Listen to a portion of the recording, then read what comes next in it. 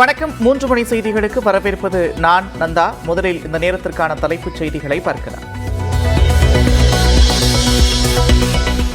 சிதம்பரம் நடராசர் கோவிலில் ஆணி திருமஞ்சன தரிசன விழா தொடங்கியது. ஆயிரங்கால் மண்டபத்திலிருந்து சிவகாம சுந்தரியுடன் நடனமாடி கருவறைக்கு செல்லும் நடராசரை கண்டு பக்தர்கள் பரவசம்.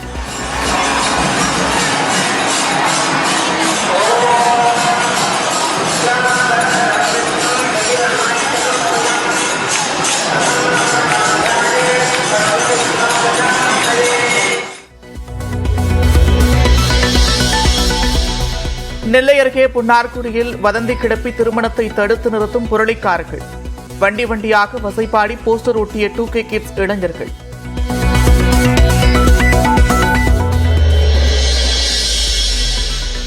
சங்கரன் கோவிலில் சீமானின் உருவப்படத்தை எரித்து திமுகவினர் போராட்டம். முதலமைச்சரை சீமான் அவதூறாக பேசியதாக கண்டனம்.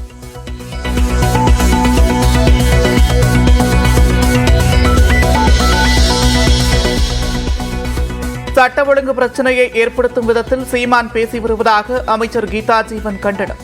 கருணாநிதி பற்றி சாட்டை துரைமுருகன் அவதூறாக பேசியதை வேடிக்கை பார்த்ததாகவும் குற்றச்சாட்டு.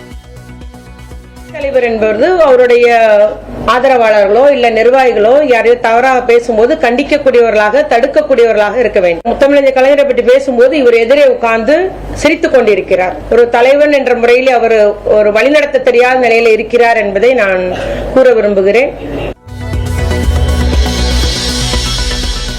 நாடு முழுவதும் வெளியானது இந்தியன் 2 திரைப்படம்.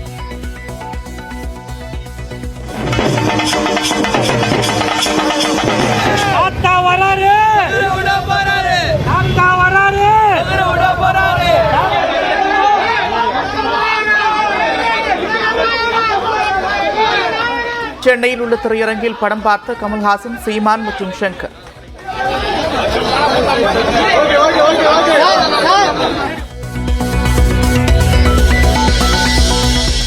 நாட்டில் அனைவரும் ஊழல் லஞ்சத்தை எதிர்க்கிறார்கள் என்றால் யார்தான் லஞ்சம் கொடுக்கிறார்கள் என்று இந்தியன் 2 படத்தை பார்த்து நாம் தமிழர் கட்சியின் சீமான் கேள்வி. அமைச்சர் கீதா ஜீவனின் குற்றச்சாட்டுக்கு வேறு மேடையில் பதிலளிப்பதாகவும் பேட்டி.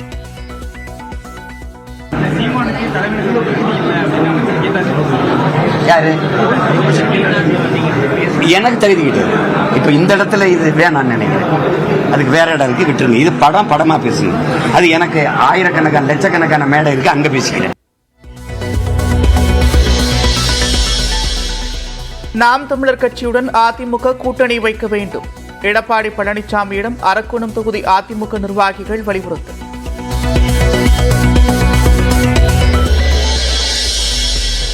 அம்பத்தூரில் டம்ளரில் வைத்து 40,000 ரூபாய் லஞ்சப்பணம் கொடுக்க சொன்ன கூட்டுறவு சங்க செயலாளர் ஆறுமுகம். குறிவைத்து பிடித்த லஞ்ச ஒழிப்புத்துறை அதிகாரிகள்.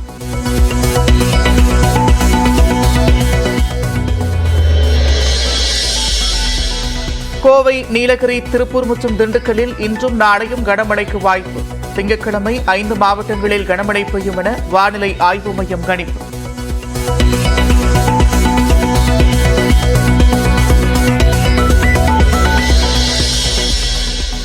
முதல்வர் அலுவலகம் மற்றும் தலைமைச் செயலகத்திற்கு செல்லக்கூடாது என்று அமலாக்கத்துறை வழக்கில் கேஜ்ரிவாலுக்கு ஜாமீன் தந்த உச்சநீதிமன்றம் நிபந்தனை. சிபிஐ வழக்கில் 25ஆம் தேதி வரை ரோசவணி நீதிமன்றம் காவலை நீட்டித்திருப்பதால் சிறையிலிருந்து வெளியே வருவதில் சிக்கல்.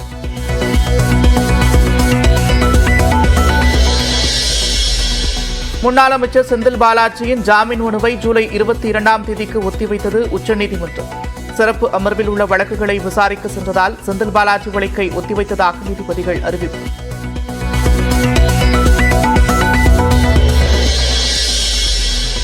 ஆளுநர் ஆடம் போஸுக்கு எதிராக உச்சநீதிமன்றத்தில் வழக்கு தொடர்ந்த மேற்கு வங்க அரசு. சட்டமன்றத்தில் நிறைவேற்றப்பட்ட 8 மசோதாக்களுக்கு ஒப்புதல் தராததற்கு எதிர்ப்பு.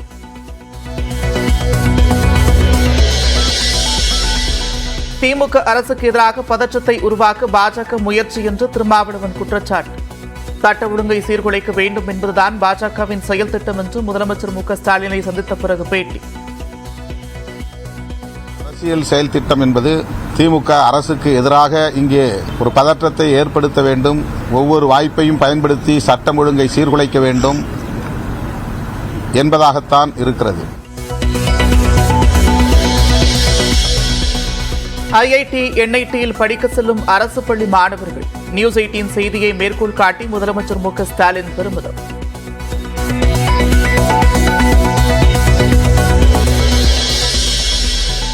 ராமேஸ்வரம் அருகே பாம்பனில் புதிய பாலத்தில் ரயில் சோதனை ஓட்டம். மேலும் 2 மாதங்களுக்கு நடைபெறும் என்று அறிவிப்பு.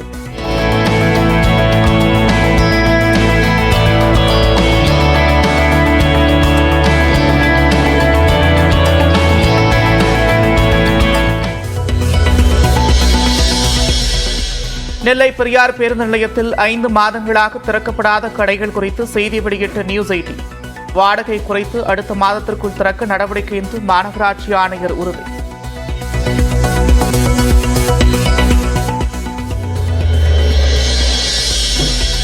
ராஜபாளையத்தில் அரசு பள்ளியில் படித்த மாணவி திருச்சி என்ஐடியில் படிக்க தேர்வு. நான் முதல்வன் திட்டத்தின் மூலம் சாதித்த மாற்றுத்திறனாளி.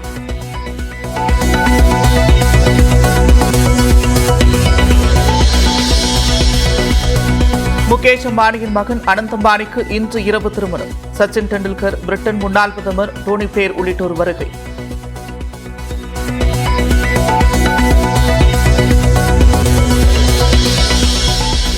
நேபாளத்தில் நிலச்சரிவால் ஆற்றில் அடித்து செல்லப்பட்ட 2 பேருந்துகள். 7 இந்தியர்கள் உட்பட 63 பேரை தேடும் பணிகள் தீவிரம்.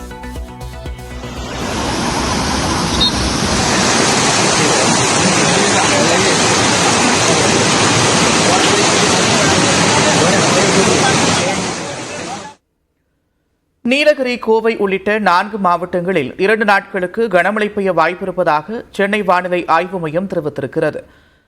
வானிலை ஆய்வு மையம் வெளியிட்டுள்ள அறிக்கையில் நீலகிரி, கோவை, திருப்பூர், திண்டுக்கல் மாவட்ட மலைப்பகுதிகளின் ஒரு சில இடங்களில் இன்று கனமழை பெய்ய வாய்ப்பிருப்பதாக தெரிவிக்கப்பட்டுள்ளது. இதேபோல நீலகிரி, கோவை, திருப்பூர், திண்டுக்கல் மாவட்ட மலைப்பகுதிகளின் ஒரு சில இடங்களில் நாளையும் கனமழை பெய்யக்கூடும் என்றும் குறிப்பிடப்பட்டிருக்கிறது. வரும் 15ஆம் தேதி நீலகிரி, ஈரோடு, தருமபுரி, கிருஷ்ணகிரி மற்றும் திருப்பத்தூர் மாவட்டங்களின் ஒரு சில இடங்களில் கனமழை பெய்ய வாய்ப்பிருப்பதாகவும் வானிலை ஆய்வு மையம் தெரிவித்திருக்கிறது. சென்னை மற்றும் புறநகர் பகுதிகளில் அடுத்த 48 மணி நேரத்திற்கு வானம் ஓரளவு மேகமூட்டத்துடன் காணப்படும் என்றும், நகரின் ஒரு சில பகுதிகளில் மாலை அல்லது இரவு நேரங்களில் இடி மின்னலுடன் கூடிய லேசானது முதல் மிதமான மழை பெய்ய வாய்ப்பிருக்கிறது என்றும் வானிலை ஆய்வு மையம் கூறியிருக்கிறது.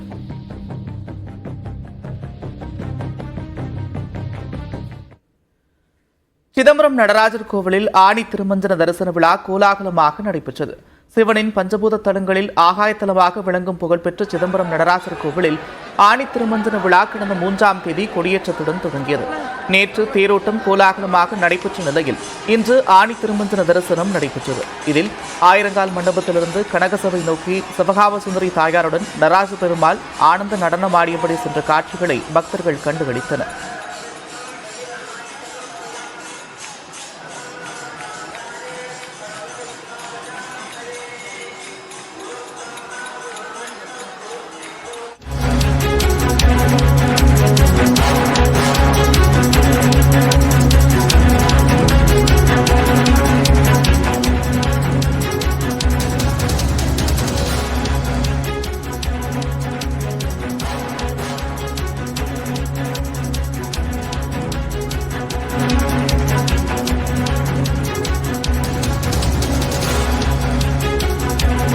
ஓ பன்னீர்செல்வம், வி.கே. சசிகலா, டிடிவி தினகரன் ஆகியோருக்கு எந்த காலத்திலும் அதிமுகவில் இடமில்லை என்று அதிமுக பொதுச் செயலாளர் எடப்பாடி பழனிசாமி திட்டவட்டமாக தெரிவித்திருக்கிறார். அண்மை செய்தியாக பார்க்கிறோம்.